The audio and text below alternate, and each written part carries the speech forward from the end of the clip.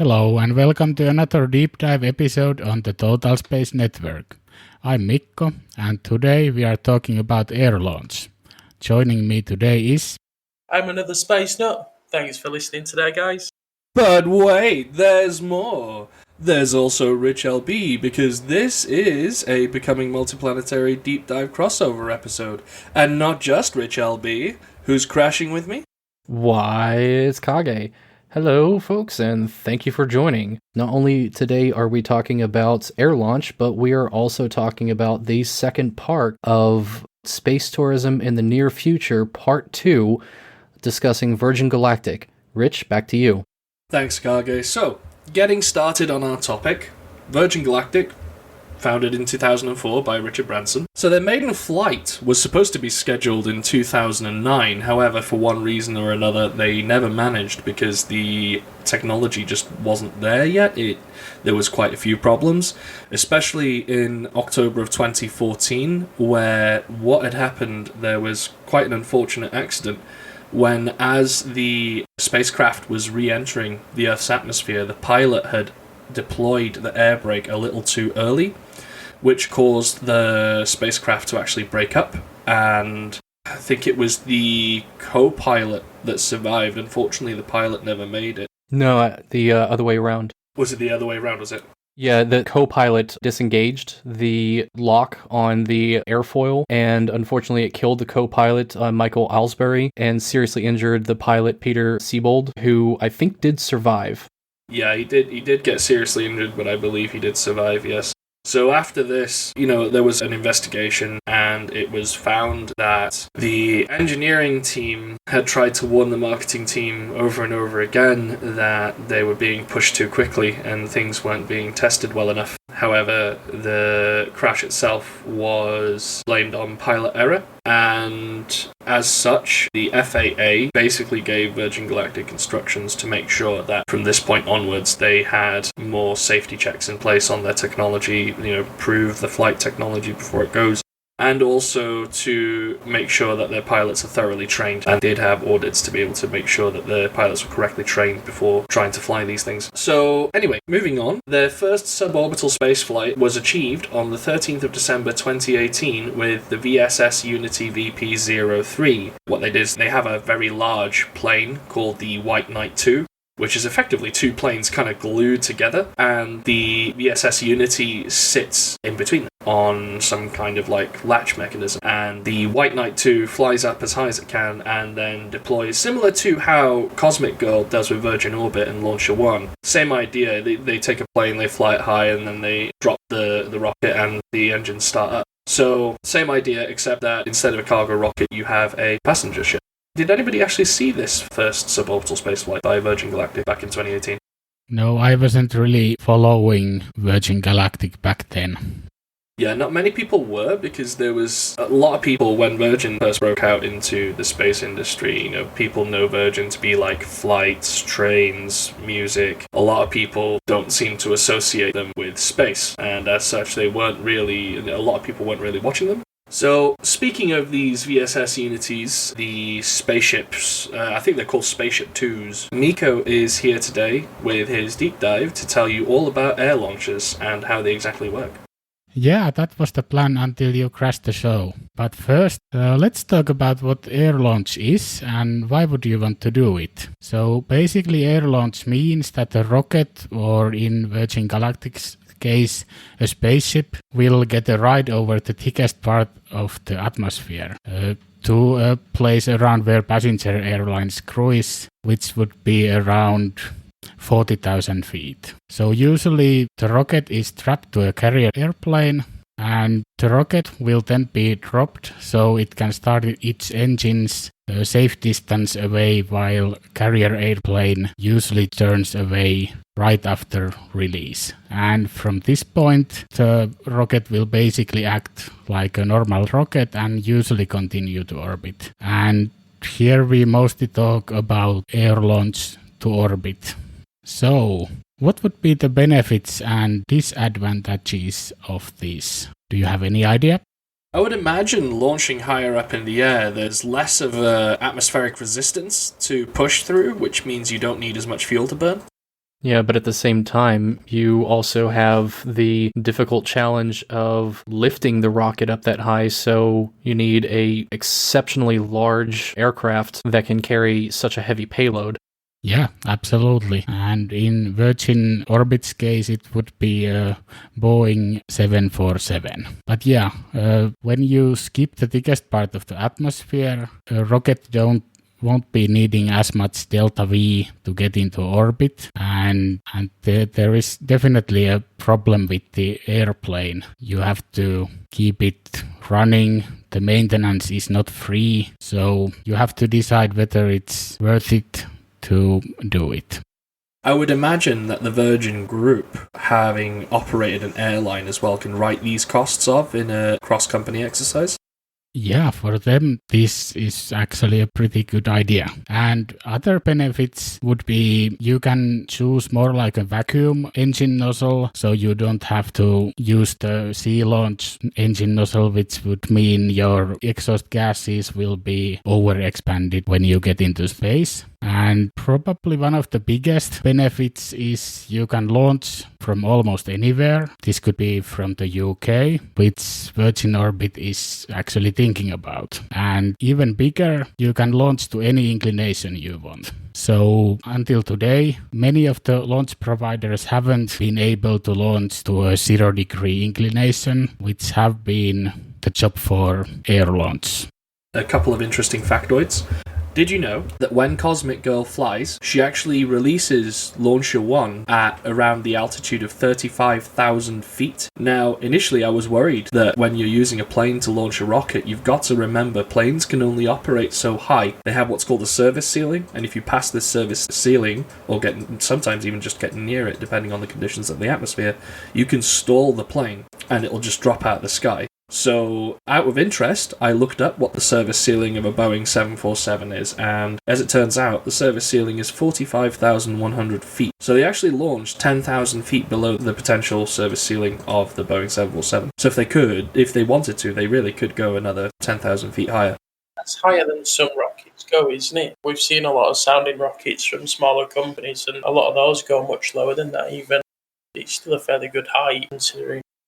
And speaking of service ceilings, the White Knight 2, which launches the VSS Unity, actually has an even higher service ceiling still at 70,000 feet, or for our non-Imperial unit inclined listeners, 21,000 meters. Yeah, absolutely. And for 70,000 feet, you really need a different airplane. Alright, so there's definitely some difficulty starting the engine while you are moving. So the rocket is already moving, you have to get fuel in right place, and the engine really needs to start because otherwise the rocket is just going to drop to an ocean.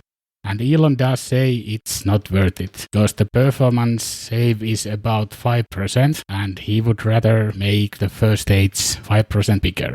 I guess it's about working with what you've got, really, isn't it? Because with Virgin, they've got all these planes, so why not work with them? Because it lowers the cost for them. So it's one of these that it works for them, but perhaps for SpaceX are on their right path. You know, each company has their own right path for this sort of stuff.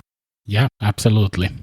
So, does any one of you know how many air launch vehicles have actually reached orbit? Orbit? 1, isn't it? Launcher 1. 2. There's the Northrop Grumman Pegasus rocket. Ah, yes, I forgot about that one. My bad. Yeah, so that was the first one to reach orbit, and even before that, there was a test program called NOTS EV1 Pilot. They had about 6 tries to get into orbit, but the rockets were exploding, so that was a no-go. But the Pegasus rocket first flew in 1990, and it still remains active, but currently, there are no new missions on the flight plans. And Pegasus does have a bit higher payload capability than Virgin Orbit. Pegasus can launch about 440 kilograms to low Earth orbit as compared to Virgin Orbit. They have around 300 kilograms. And is Pegasus reusable or no? Well, the airplane is reusable, but no, and neither is Virgin Orbit's Launcher 1. So Pegasus was actually developed by Orbital Sciences, which today is Northrop Grumman. And the Pegasus has actually flown 44 times, and 3 of those ended up in failure. And actually their first flight was a success, but Virgin Orbit's first flight was not. So they did something better.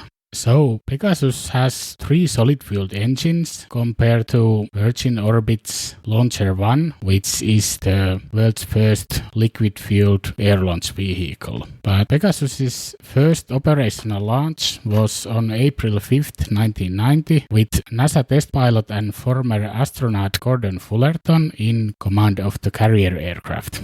Initially, a NASA-owned B-52 Stratofortress served as the carrier aircraft. By 1994, Orbital had transitioned to their Stargazer L-1011, a converted airliner which was formerly owned by Air Canada. The name Stargazer is an homage to the television series Star Trek The Next Generation. The character Jean-Luc Picard was captain of a ship named Stargazer prior to the events of the series, and his first officer, William Riker, once served aboard a ship named Pegasus. Also of note, the second officer of Stargazer was Wesley Crusher's father and Beverly Crusher's husband, and unfortunately he died on the Stargazer. I can't remember exactly how he died, but yeah, that's what happened. And his name was Jack Crusher. Thanks.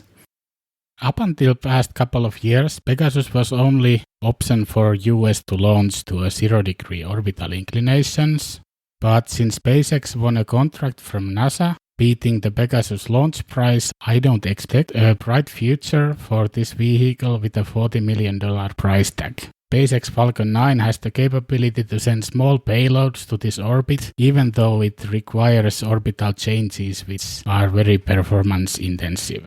So what does that actually look like? Almost looks like the Launcher 1, but it actually does have fins to control its ascent. No, I mean the SpaceX launch to a 0-degree orbital inclination. How does it actually do that? Right, so when SpaceX's upper stage reaches an orbit, which would be, let's say, 23 degrees from the KSE, then when the spacecraft is around 0 degrees orbital inclination, so that would be around the equator, SpaceX will make a burn, so the inclination will change, and that will take quite a lot of fuel. So kind of like a dogleg maneuver, but in orbit. Yeah, kind of. If you ever have played KSP, this is something you do often in there. Pegasus's competition, Virgin Orbit, they just joined the chat with their Launcher 1 rocket. And as I previously mentioned, it's a 2-stage orbital launch vehicle, and it's fueled by RP-1 and LOX. And it was developed and flown by Virgin Orbit that began operational flights this year, just last week. And the first flight, which happened on 17 January, was a huge success, and it delivered a payload of 10 CubeSats to low Earth orbit, and Launcher 1 was the first all-liquid fueled air launch orbital rocket. The previous test flight in May last year was unsuccessful. After a few seconds, the engine just shut down, and that was because of a break in a propellant feed line. And what kind of risk does this pose, considering they are so close to commercial tourism? Does it have a high degree of confidence? Can they fix the issues that they're experiencing? Eventually they'll be flying commercial tourist passengers, right?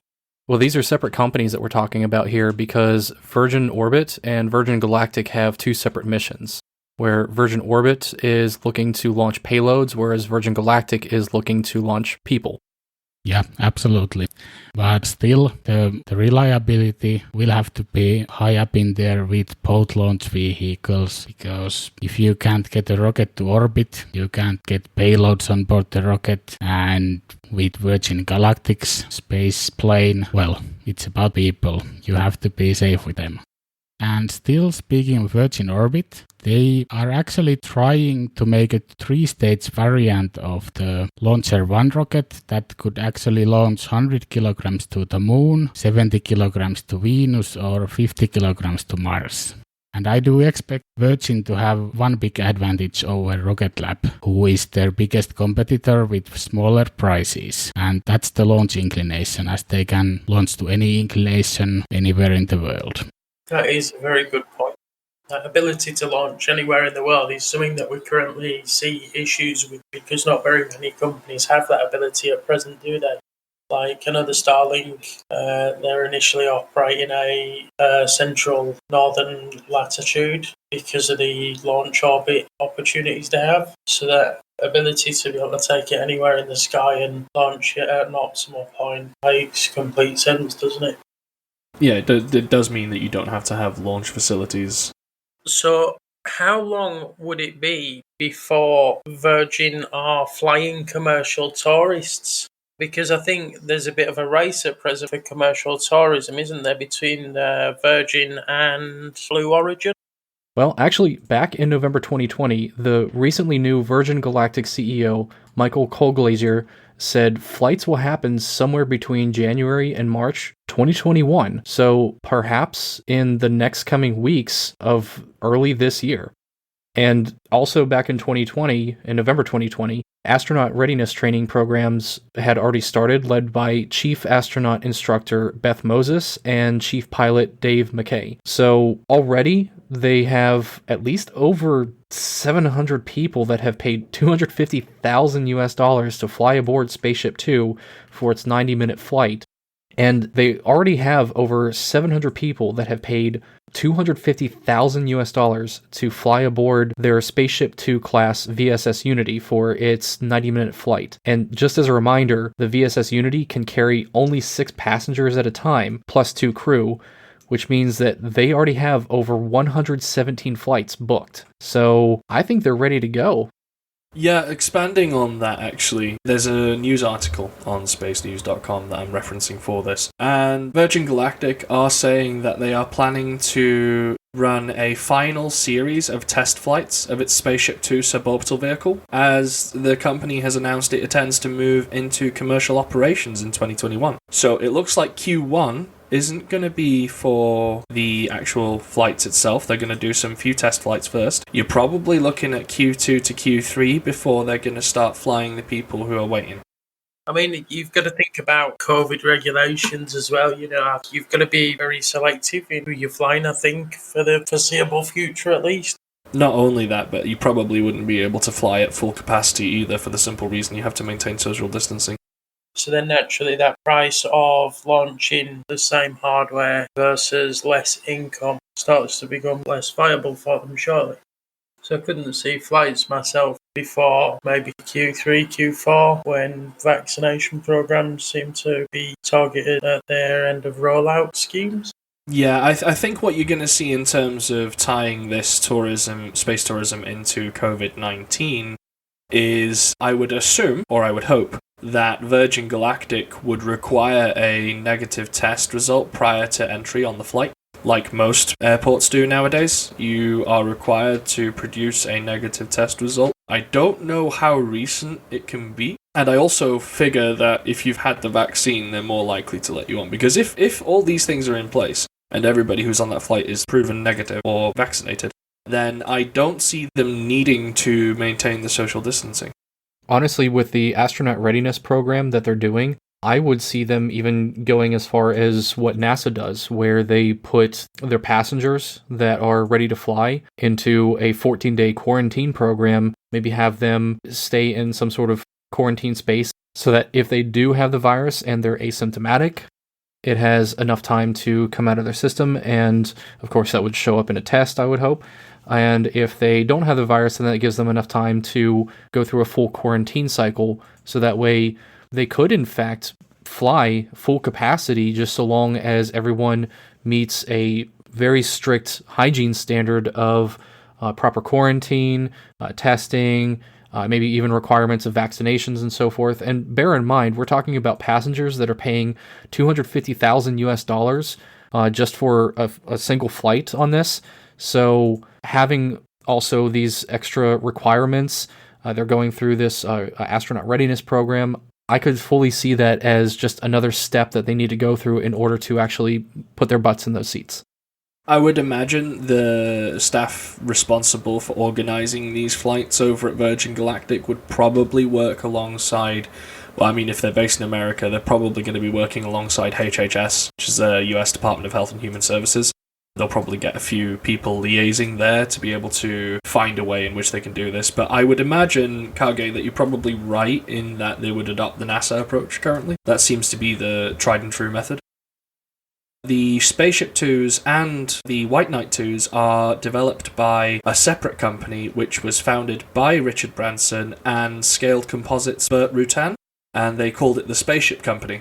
The initial contract from this company was to build Virgin Galactic 5 Spaceship Twos and 2 White Knight Twos. I'm not entirely sure where they are along with this at the moment. I know they haven't filled that order, I don't think, yet. I believe there are 2 Spaceship Twos, or the second one is being built, and there's a White Knight 2. I'm not sure if there's a second one yet of the White Knight 2s, because they're quite big. Arbar Investments Group, which is a sovereign wealth fund from the United Arab Emirates, actually own a 37.8% equity share in Virgin Galactic. They paid quite a bit of money for this amount of equity, and in return, what this gives them is exclusive regional rights to launch tourism and scientific research space flights from the United Arab Emirates.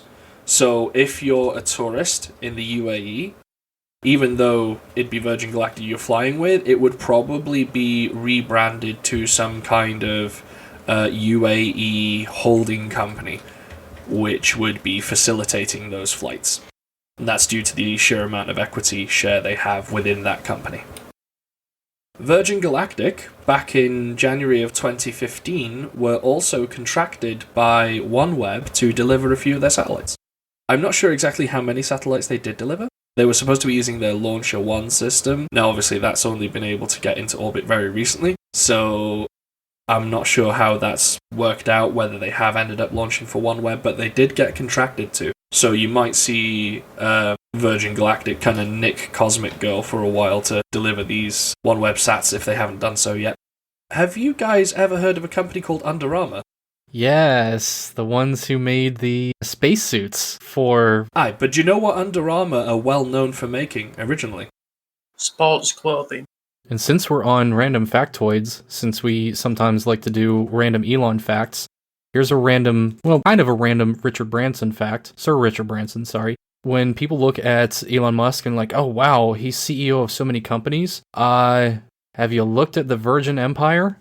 So there's the Virgin Group, as it's known. It's more than just Virgin Airlines and Virgin Mobile and Virgin Galactic and Virgin Orbit. There's actually more than 200 businesses that Sir Richard Branson is part of in music, entertainment, clothing, cosmetics, financial services, nightclubs, train services, tour operations, health clubs, publishing, film industry, mobile phones, and apparently even condoms. Who knew? I remember growing up in the 90s in England, Virgin was a competitor for HMV. It was like you were either going to HMV or Virgin if you were going to pick new albums and the like.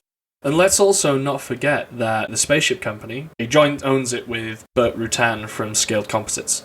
And that isn't even a Virgin company. That's just another company that was made specifically for the production of White Knight 2s and Spaceship 2s. But isn't it part of the Virgin Group as a, maybe not a subsidiary, but some sort of shared equity entity of some form? So it was jointly owned by Virgin Group and Scaled Composites up until 2012 when Virgin Galactic became the sole owner. Aha. So that's the answer to your question. Just another one of the over 200 companies under the Virgin Group umbrella. And being as that this is an episode about space tourism as well, we cannot finish the episode without talking about Spaceport America. Now, this thing is effectively one of the world's first spaceports. It lies 89 miles north of El Paso, 45 miles north of Las Cruces, and 20 miles southeast of Truth or Consequences. The thing is, it is a flawless building. We've seen SpaceX launching out of Pad 39A that's been refitted to accommodate the Falcon after the shuttle and after Apollo and stuff. It's quite crucial to think about how the future of spaceports looks, because although at present it's a standalone example, as companies think about interplanetary rocket travel. These are going to become more commonplace in more countries.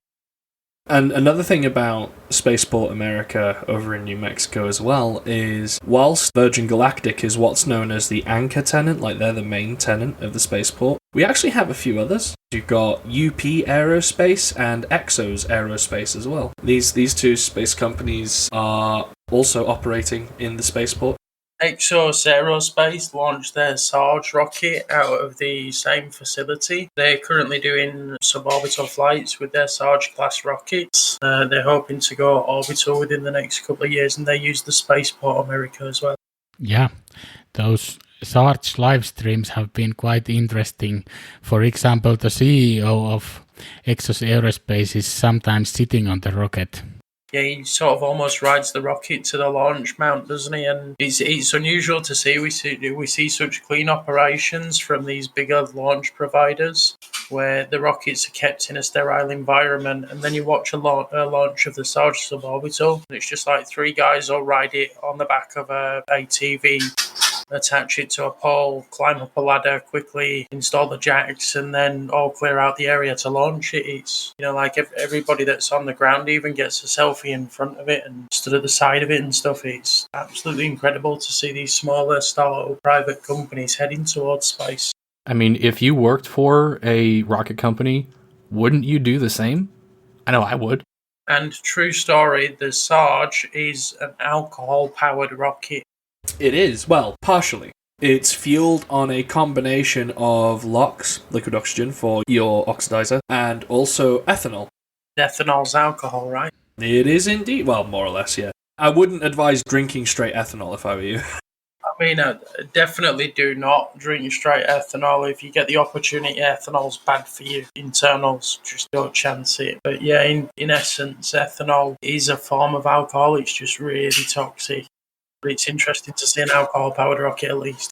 Maybe that's why they end up riding the rocket to the pad, because they had a little drink or two. By the way, ethanol is indeed alcohol. Methanol is the toxic one. Sorry, we were doing factoids earlier. I thought it might be fitting. So they're just drinking straight Everclear before they pour it into the rocket. Pretty much. All right. Oh, absolutely. Coming back to Spaceport America, in August 2019, visitors were able to book tours from either the Visit Las Cruces Visitor Center or the Visitor Center in Tooth of Consequences. You can actually book tours of Spaceport America. I don't know what the status of that is now, with COVID-19 in place. I would imagine they would open up again fairly soon, considering the vaccination programs rolling out. But would you guys go?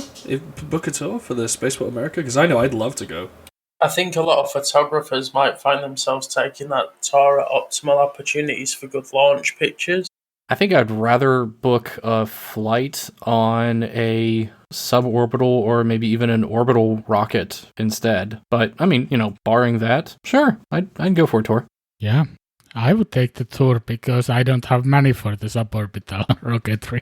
So, that's been an enlightening and very interesting discussion about not only air launch service providers, but also about where Virgin Galactic currently stands, or rather flies, and where they might be in the very near-term future. So here's a question for you listeners. Let us know in the comments on our YouTube video that accompanies this recording as well. What would you do? Would you take a flight on Virgin Galactic? Or would you choose another launch provider? Which, by the way, in our next episode, we will be talking about SpaceX as a launch provider, also bringing people into the space tourism market. So, with that, hey Rich, why don't you tell us about our patrons? Absolutely. So here comes the part where I list out every Patreon, because all of us here at Total Space absolutely love your support. We are really humbled by it. So without further ado, here are all of our Patreons. We have Warhawk, we have Adrian Moiser, we have The Angry Astronaut, we have Howard Walker, we have Sammy Oscuro, also known as Stinger NSW. We have What About It? Jishwan and Sebastian from To the Future, Gio Pagliari, Framrick, Susie R, and Marco. Thank you all for your continued support. You help us just make our show even better. as evidenced by the recent website launch. Speaking of which, you can catch all of our episodes at our new website, which is totalspace.net.